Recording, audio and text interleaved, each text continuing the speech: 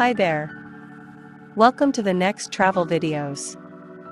In this episode, we will review top 10 most popular attractions that you can see in Rome just in 3 days. Rome is the capital city of Italy and one of the most popular touristic destinations. Rome is the third most populous city in the European Union by population within city limits. Rome is often referred to as the City of Seven Hills due to its geographic location. Rome is generally considered to be the cradle of Western civilization and Christian culture. Rome's history spans for 28 centuries.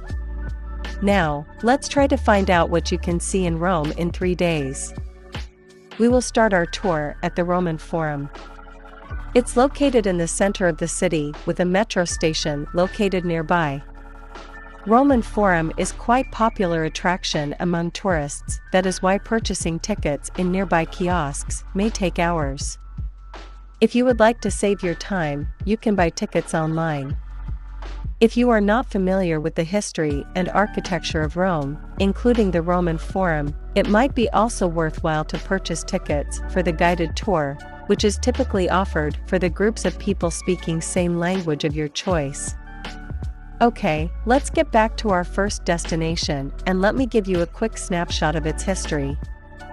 The Roman Forum is located in the small valley between the Palatine and Capitoline Hills, surrounded by the ruins of several important ancient government buildings. Citizens of the ancient city referred to this space as the Forum Magnum, or simply the Forum. For centuries, the Forum was the center of day-to-day life in Rome, a marketplace, the site of triumphal processions and elections, the venue for public speeches, criminal trials, and gladiatorial matches, and the nucleus of commercial affairs. Like a Colosseum, Roman Forum is a very popular site for visitors and can be also very busy during daytime. As the entire site is open to direct sunlight, it might be a good idea to plan your visit in advance, and if possible, plan your visit outside of the busiest hours of the day, especially if you visit Rome during hot summer season. Depending on your interests and aspirations, it may take from 2 to 4 hours to navigate through all areas of the Roman Forum, which is a rewarding and unique experience that gives you a lot bang for your buck.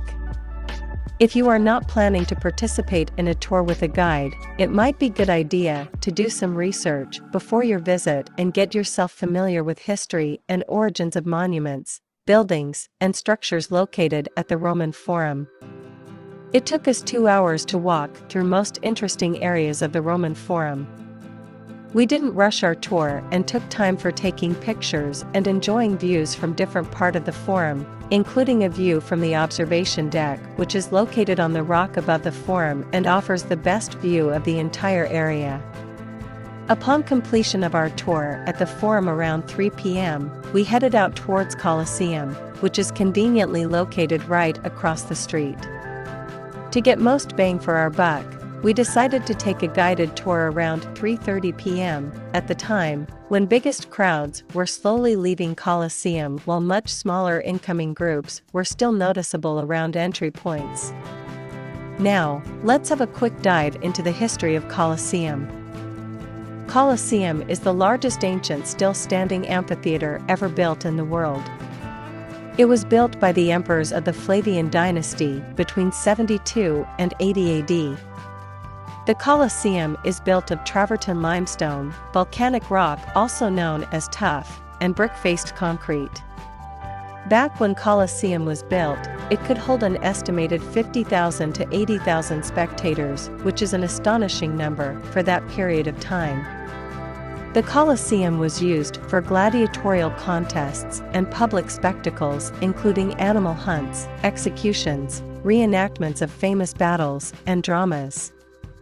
While being inside Colosseum, you can learn more about its facilities, architecture, and some of its secrets.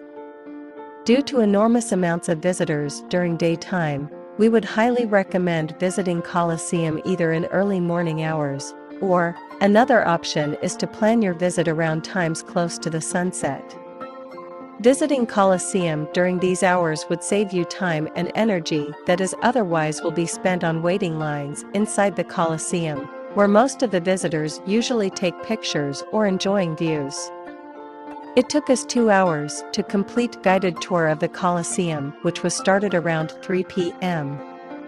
Even if you choose to combine your visit to Colosseum and Roman Forum on the same day, you may have some time to visit another attraction called Circus Maximus, which is located in nearby area and doesn't require tickets.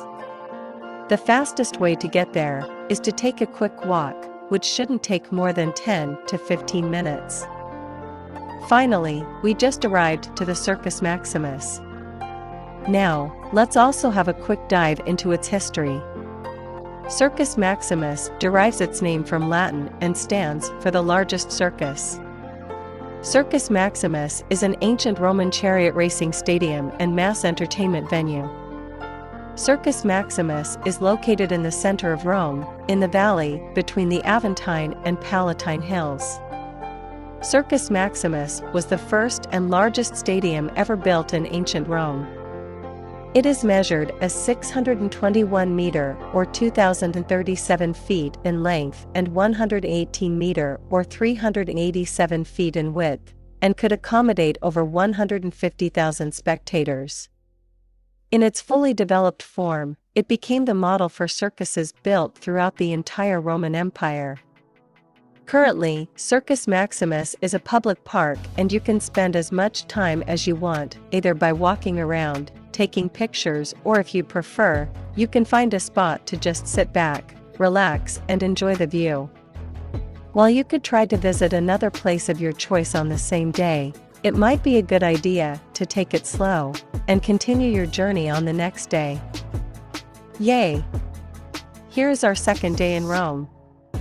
We decided to start our second day in Rome by visiting Piazza Venezia. Piazza Venezia is a central hub of Rome. Piazza Venezia was built by the Venetian Cardinal, Pope Paul II. The Palazzo Venezia served as the embassy of the Republic of Venice in Rome. The Victor Emmanuel National Monument, also known as Altar of the Fatherland, which is located in the center of Piazza Venezia. This is a large national monument built by Giuseppe Sacconi between 1885 and 1935 to commemorate Victor Emmanuel II, the first king of a unified Italy. For a relatively small price, you can buy tickets and visit the roof of the monument using elevator that is located behind main entrance of the building. As you can see, being at the top of the monument is an amazing experience which offers unique view of the Rome that you can get only from a few locations open to visitors. It may take you 1 to 2 hours to visit Altar of the Fatherland, and from there, you can take a metro, taxi, or a tour bus to get to the Pantheon. The Pantheon, or the Temple of All the Gods, is a former Roman temple and, since 609 AD, a Catholic church located at Piazza della Rotonda. Piazza della Rotonda is the square located outside the Pantheon. The temple was rebuilt by the Emperor Hadrian. Almost 2,000 years after it was built, the Pantheon's dome is still the world's largest unreinforced concrete dome. The height to the oculus and the diameter of the interior circle are the same and equal to 43 meters, or 142 feet. From Piazza della Rotonda, we will walk towards Piazza Navona, which is a public open space in Rome. The square was built on the site of the Stadium of Domitian, which was created by Emperor Titus Flavius Domitianus in 80 AD.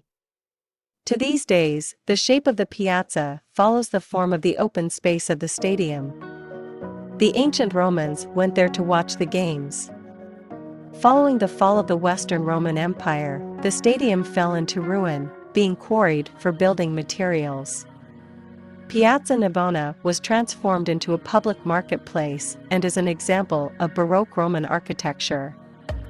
During its history, the piazza has hosted theatrical events and other performances.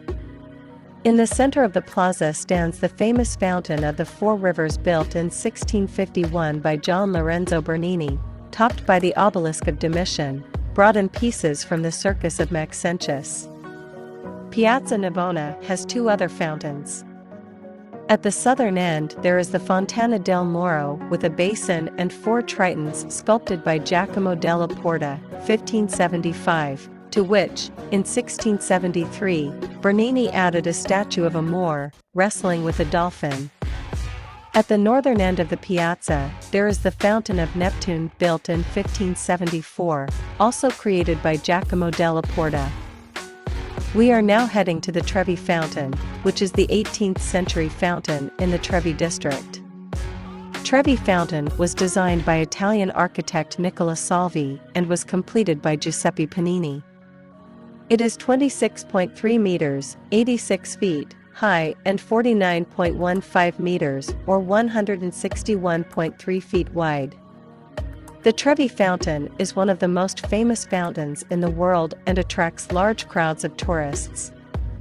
Now we will walk to the Piazza di Spagna and the Spanish Steps. At the base of the Piazza di Spagna, there is early Baroque-style fountain called Fontana della Barcaccia or Fountain of the Longboat. The monumental stairway of 135 steps connects the Piazza di Spagna and the Trinità dei Monti church located at the top of the hill. The steps were built with using French diplomat Étienne Geffier's funds in 1723 to 1725. After visiting Altar of Fatherland, Pantheon, Trevi Fountain and the Spanish Steps, we decided to return back to our hotel and get ready for the third day of our trip to Rome. On the third day we decided to visit Vatican Museum. To save time and to get most for our buck, we decided to purchase a guided tour and to our surprise, found that it was one of the most unique experiences that we had in Rome. Due to museum regulations, videos and photos are only allowed for capturing using personal mobile devices and are prohibited from sharing on social media or the internet. That is why we can only suggest you visiting the museum in person, and once there, you can see the world-famous collections and art that is not found anywhere else in the world. Again, due to high popularity of Vatican among tourists, we would recommend booking tickets online, if possible, 2 to 4 weeks before your visit. By the way, the museum's official website is a great source of all information, including all available exhibits, tickets, current status, and regulations. After visiting Vatican Museum, we decided to visit the St. Peter's Basilica, which is the most famous Catholic church in the world. On top of that, St. Peter's Basilica is the largest by interior church, and it is conveniently located next to Vatican Museum. It is accessible within walking distance, and it will take only 10 to 15 minutes to walk from Vatican Museum. Present building of the St. Peter's Basilica was built in the Renaissance style, and this effort was taken to replace aging and original building of St. Peter's Basilica. An old building of St. Peter's Basilica was built by Roman Emperor Constantine the Great in the 4th century. Construction of the present St. Peter's Basilica began in April 1506 and was completed in November of 1626. Present building of Basilica was actually designed by a group of famous architects, including Donato Bramante, Michelangelo, Carlo Maderno, and Gian Lorenzo Bernini. St. Peter's Basilica is the most renowned work of Renaissance architecture, and also is considered to be the largest church in the world by measure of its interior.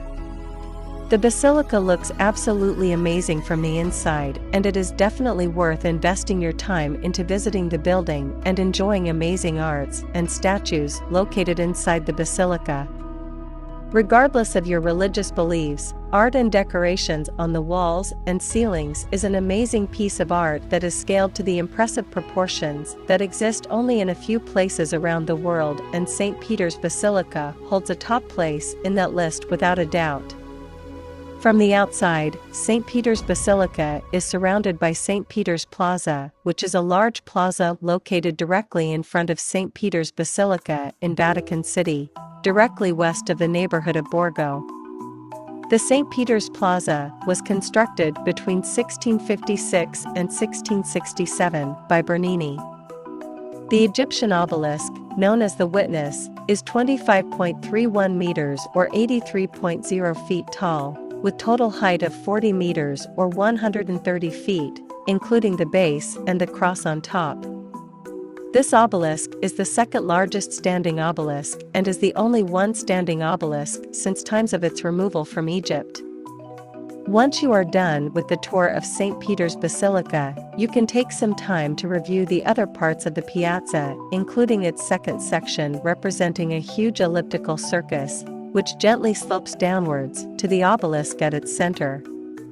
The two distinct areas are framed by a colonnade formed by doubled pairs of columns, and as you can see, this is also an amazing place for taking pictures, walking around and enjoying the view.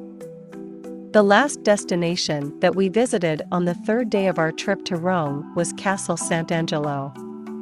Castle Sant'Angelo, also known as the Mausoleum of Hadrian, is a tower-like, a cylindrical building located at the bank of the Tiber River. The building was initially commissioned by the Roman Emperor Hadrian as a mausoleum for himself and his family. Later, the building was used as a fortress and castle, and presently it serves as a museum. The structure was once the tallest building in Rome.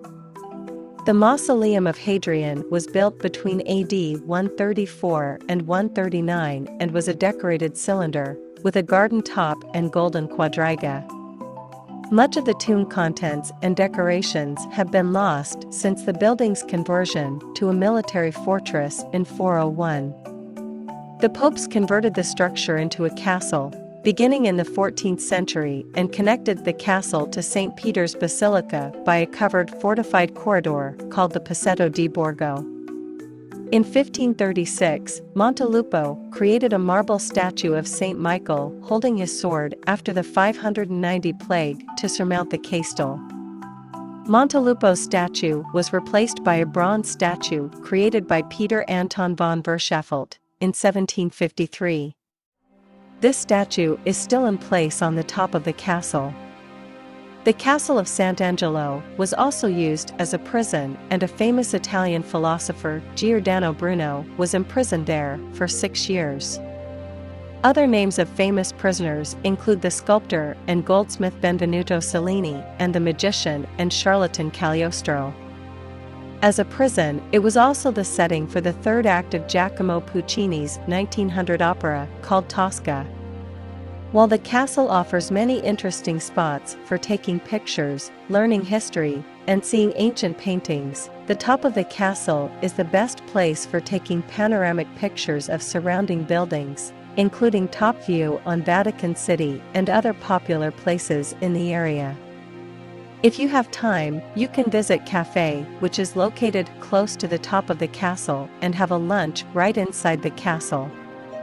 Otherwise, you may continue visiting other places of your choice, including the ones located in nearby area. In closing, it is worth to note the fact that Rome offers many popular attractions that bring unique experience and precious memories. While the main goal of this episode was to cover most interesting places that you can visit during a short trip, should you have more time for your trip, you can expand your list and visit some other places of your choice, or, if you prefer taking it slow, you should add more time for visiting cafes and other places that makes you feel good during your trip. We hope that you enjoyed this video and find it useful for planning your next trip to Rome. Please do not forget to subscribe to our channel. This could help you to find next interesting attraction that you can visit on your next trip. If you liked this video, please go ahead and hit the like button located right down below this video. Also, if you are planning to go on a trip with your friends or other members of your family, feel free to share this video with them. If you have any additional questions, feel free to post them in the comments section and we'll get back to you as soon as we can. We will continue sharing our experiences from visiting other major attractions around the world. By the way, do not miss our next episode featuring our visit to the famous city of Pompeii that is located a few hours away from Rome. Thanks again for watching. Subscribe for more videos and get informed about new episodes.